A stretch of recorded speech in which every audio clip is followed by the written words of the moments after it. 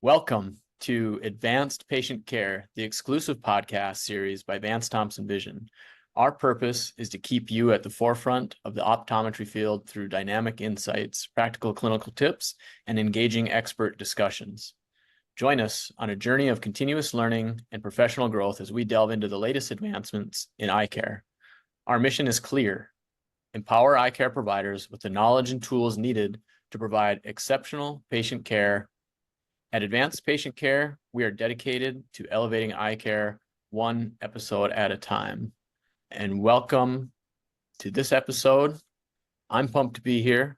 I'll introduce our panelists. Kelly, why don't you go ahead and introduce yourself to the listeners and viewers? I'm Kelly Seeps. I'm an optometrist at Vance Thompson Vision in South Sioux City, Nebraska. I've been here for a little over 2 years now, so I'm excited to be here too. Cool. Brandon? Hey, everybody. My name is Brandon Bartman. I'm an ophthalmologist with Vance Thompson Vision, and I have been practicing at Vance Thompson Vision Omaha site for 6 years, I think is the right. Sometimes I think it's 7. Sometimes I think it's shorter than that, but I think 6 is where I've rounded to recently, and I love it, and it's great, and I'm excited to be here.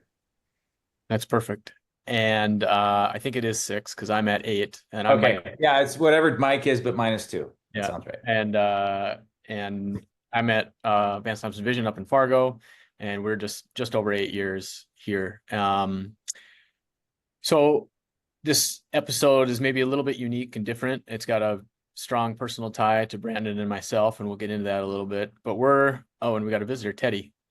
What's up, Teddy? This episode has a personal touch to Brandon and I, like I said, and we're going to talk about something that we talk to patients about multiple times a day. And you guys listening talk to patients and see patients multiple times a day. But we're going to talk about cataract surgery, but more on the education side of things.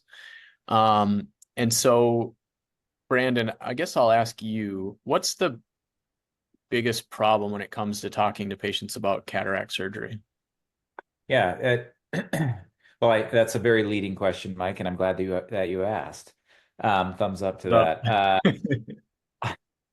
I honestly, if everybody, I'm going to phrase it this way: if everybody could just understand things the way that we as doctors understand how lenses work and what we can expect for them, how we can expect them to work in a given patient's eyes, they would make better educated decisions. And so trying to not convince, but properly explain to a -2 myope how cataract surgery with a monofocal lens targeted at plano will change their uncorrected view of the world is really difficult. Because the most common thing we hear is, well, I do fine reading, I just want better distance vision, and it's hard to fully explain what a monofocal lens is and the focal length and what that does for their vision. And so, I think one of the things that hopefully we'll get into a little bit here is how I really believe that patient education in cataract surgery is the differentiator between good and really great cataract surgery practices. I think we all have access to wonderful advanced technology. Safety and results are hygiene in the sense that it's only really noticeable from a patient when it's absent because it's just expected. But it's really patient education that will set practice apart, and that's why we spend so much time and energy on patient education for cataract surgery. Yeah. And Kelly, I'm going to phrase it to you a little different way, but who are some of your happiest patients?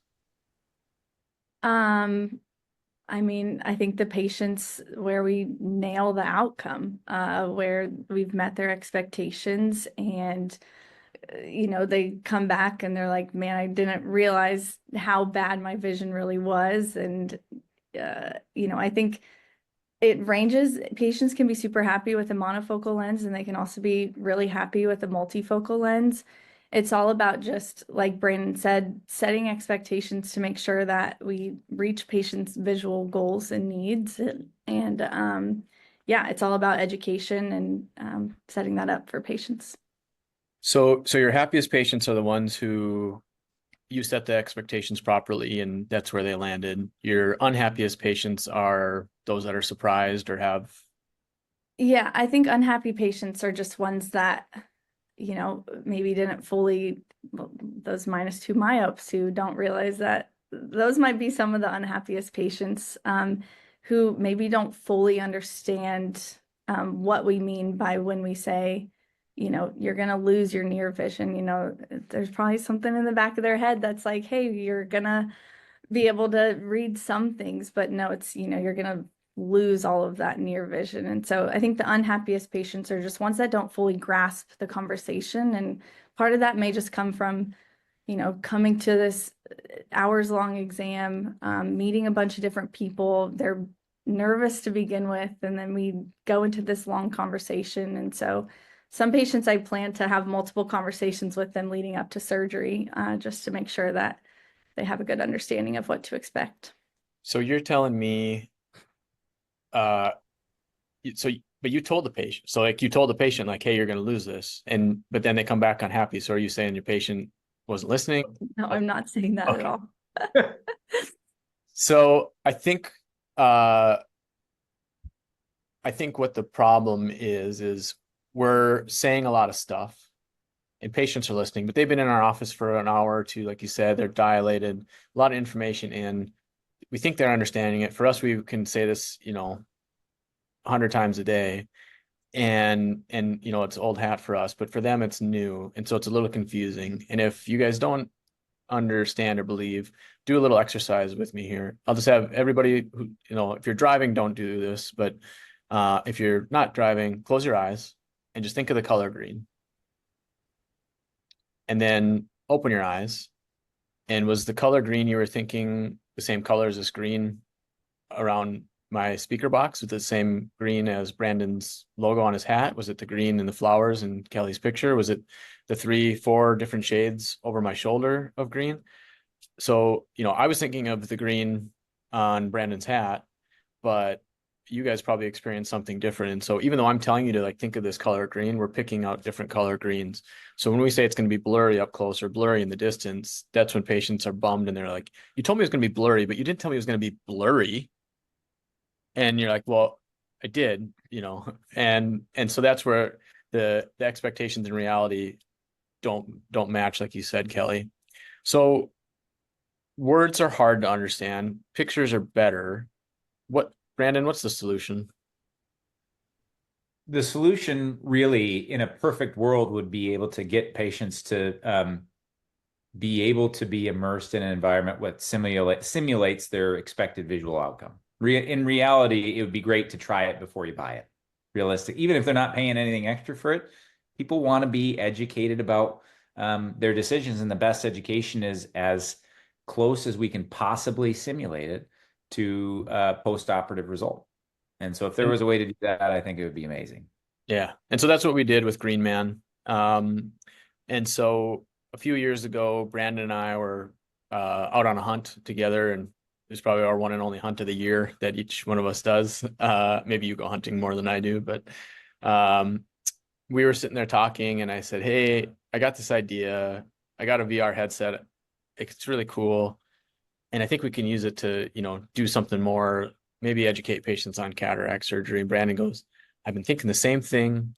And we kind of looked at each other in awe, and we're like, and I said, I don't know what to do. It sounds like it's a lot of work. And you're like, no, we can do it. Let's make it happen. And so that's about 3 years ago now. Yeah. And so we decided, we got some time on our hands between clinic and family and surgery and all the other stuff. Let's get this going. And so Brandon dove in and got going on the software and found some people to help us build it. And we've been tinkering with it ever since. And now we're getting ready to bring it to the masses. And so we've been using it a little bit in our clinic and in other clinics, and we'll kind of share experience here in a different segment of this episode. But anything more on the origins of GreenMan that I glossed over that you want to add, Brandon? Oh, that's right. We were probably on version, I believe, 5.99 right now. I don't know why we're not quite calling it 6, but there have been multiple iterations, and I actually can't wait to kind of think through out loud of all the advancements we've made, and I'm happy to do it now, or if you want to do it in the future, in just a minute here, we can do that too. But you know, it's been a journey where we first wanted to almost prove like a null hypothesis. We wanted to say it's not possible, right? Let's prove to ourselves it's not possible before we forget about this. And so we dove really hard into the first version of the software, and it was a heavy lift, and it was lots of, you know, back and forth with our software engineers and the development team. And they put something out, and it was like, guys, I think we did it, right? I think we can do this. So we were able to add these effects in a virtual environment that allowed us to change focal points and superimpose different you know, visual profiles from dysphotopsia and halos and glare. It was incredible, and it was a pretty simple first swing at that, and it has grown into you know, the ability to you know, treat each eye independently, to fine tune the focal points for each eye independently, to cylinder, provide the appropriate amount of cylinder to the 10th decimal to each eye independently. And we've got a few different environments now that we'll talk a little bit about, but it is light years ahead of where it was, and it's probably light years behind of where it can go. So we'll wrap up this segment on that note. So you know, what we believe the problem was is an education problem where we were saying one thing, patients were maybe not on the same playing field or understanding it the same. And we're like, man, if you could just experience it or try it before you buy it or test drive a car so everybody knew what we were talking about, that would make life so much easier for us, explaining things so much better for the staff, showing patients these things, and ultimately the best experience for patients, because now they know what they're getting themselves into before they spend all this time, effort, energy, money into cataract surgery. And so they know what it's going to be like on the other side. And so that's where GreenMan came from.